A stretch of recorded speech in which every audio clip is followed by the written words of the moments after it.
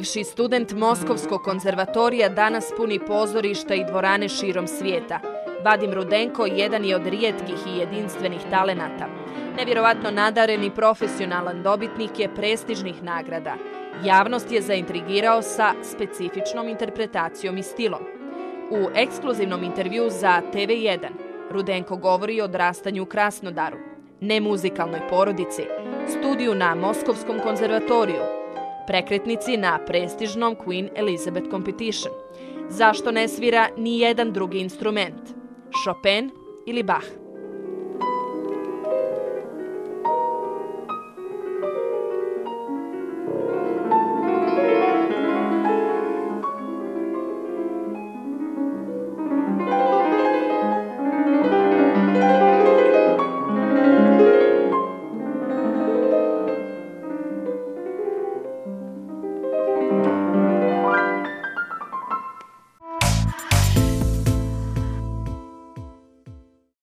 Mr. Rudenko, welcome to Bosnia and Herzegovina and to program TV1. Thank you. You were born and raised in Krasnodar in Russia. I'd love to hear about your earlier years in this city. What role did Krasnodar play in your musical path? I've been in Krasnodar until I was 4.5, until 5, let's say. And then each summer, because my grandmother and grandfather stayed before. So my neighbors was musicians, but no one from my parents. No one from family. That was a new experience. Right. Mm-hmm. And my neighbors tried to teach me a little piano when I was around 4. And they thought that I can be a pianist. I don't know why, but anyway, it was like that. And then they sent me to Moscow to prove if it's like this or not, to some famous professors and so on. And they say yes. I must be in Moscow, I must study in Central Music School in Moscow, and my mom with me when I was 5 moved to Moscow. And from 7, I started to be a student of Central Music School. So Krasnodar is only first 5 years, the best of my life. I guess I was a baby. Do nothing, playing football. And from that time, I started to play piano. That's it. Who had the greatest influence on your music today? Well, Chopin? Difficult to say. No, I don't think so. Many pianists. Richter, Gilels. I was in almost all concerts in Great Hall of Moscow when Richter and Gilels did performances. So I guess the most is that 2 pianists. While still a student at the Moscow Conservatory, you were a finalist at the 12 Elizabeth competition. How do you remember that experience? Oh, it was terrible. You know, it was my first big competition. Mm-hmm. And I was quite young. I just back from Soviet military. It was that time. And after first course of Moscow Conservatory, I went to Queen Elizabeth competition, one of the biggest in the world. And my first experience, I came there and I saw that it's more than 150 players. And I understand that I couldn't be there because, well, I'm too young. I'm not well prepared, like emotionally, to be in such a great competition. And well, anyway, I was already there in Brussels, and I have to play. So first round I play, and I pass to second. Second I play, I pass to third. And it was a shock because on that time many famous pianists, young pianists, which was already international won competitions and so on, They played and they gone after first, second round. And you took the third place? Or? Yes. The third place, yeah. I was on the final. It means that I'm one of prize winner anyway. And from that time it was the most terrible, because on the final round they sent us to Chapelle Musicale. It's out of Brussels. Any connection with the people. You stay alone like on a jail, but very good jail. You have food, you have piano, and you have score, music score. That's it. And during, I don't remember, maybe a week, you have to learn completely new concerto, which was written by the winner of also Queen Elizabeth competition, but composer.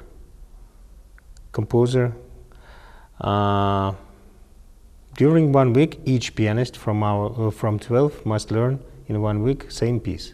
And how did you get it? They gave us a score, and You're surprised again. we start to practice. No, we was prepared that it will be like this, but we didn't expect that it's such a difficult music. It's contemporary music, of course, and it's quite hard because you have 12 rooms. From each of them you hear that someone play almost the same thing. Nobody understand nothing, how to do it, which tempo, which style, nothing. Just read the music. And then rehearsal with an orchestra, and then we go to the stage. Each of us has a car with a driver. They bring us like, I don't know. And finally we did it. But it was a good experience. It was terrible. I couldn't say that it's good experience, because I never want to repeat it in my life, and I never did it. But anyway, it was experience. Is it possible for great performers to go behind the vision of the composer? I don't know about great performers. You have to ask them. I don't know. I don't know. I couldn't say yes, I couldn't say no. I must ask, is there a composer who you are rediscovering today, maybe? Someone who continues to inspire? Well, if I have to say the only one, That's difficult. I can say Rachmaninoff. If not the only one, it's like for, I guess, everybody. It's Bach, Chopin, Mozart, it's a lot.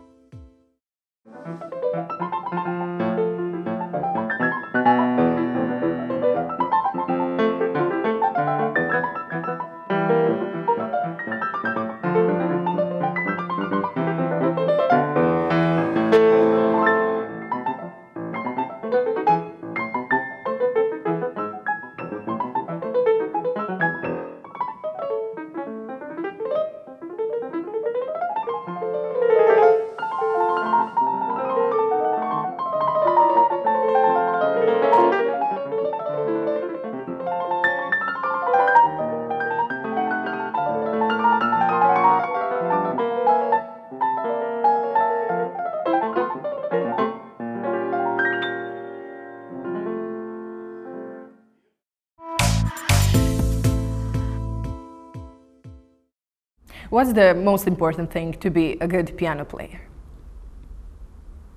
The energy, the knowledge? I don't know. To whom, how? To like the music? I don't know. To be honest with yourself, that, I don't know. How many hours do you play at don't one ask. day? Sometimes nothing, sometimes a lot, it depends. Depends on what? If I have to prepare for some concert or some new pieces, or maybe if I'm tired, or I can go somewhere just for a vacation with a friend of mine, then I don't practice at all. Have you ever tried playing a different instrument, maybe? No, No, no, well, I tried just for myself, play for any? fun, just for fun, maybe organ or clavecin, but anyway, not viola, violin, so no. You have been performing internationally. Do you like to be on stage? Also it depends. Depends of stage, depends of my feeling, depends of public. Many things are important. What constitutes maybe a good live performance in your opinion? Is that the public? Is there... No, just maybe my own feeling after the concert or during the concert. Also depends. Many variations, I don't know. Is it the duty of an artist to put his personal emotions into the music he plays? I guess it's one of the most important. Are you doing that? It comes or not, without my opinion. Your performance calendar is a long list. Is it a burden to you sometimes? Well, of course, sometimes I'm tired because jet lag. Sometimes you have to be today in Japan and tomorrow, after tomorrow in Brazil or United States. But well, actually, I like it. I can tire it like every human person, but I love this life. Today you are in Bosnia and Herzegovina. This is your first time here in Sarajevo. Did you had time to go around the city, to try some food, to meet people? Well, not a lot. I came just yesterday, and yes, I have a couple of minutes to walk to see this nice city in a mountain, to try the food. I like this food a lot. I was before, even when it was Yugoslavia. Because food is quite similar. Doesn't matter if you're here or in Belgrade or in Novi Sad. I mean, more or less, it's similar. I like this kind of food. I like so many nice people on the streets. Yes, I do. I like. We go back to your performance. Are you a pianist who makes every note count? Oof. No, I don't think so. I guess I don't know how to say. To be more natural, you couldn't count everything. Sometimes you can miss something, but the most important it's let's say when people after the concert doesn't think that they just lost those times for nothing. And when you are on the stage, of course, you can miss some notes, some things, but emotions is most important for me. What's maybe the hardest thing of being a piano player, and what's the best?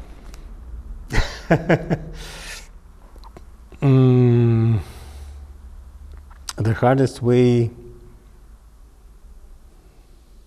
it depends what you're talking about. To understand that probably sometimes you are not in a right level of playing, good level of playing, because anyway we are not a machine.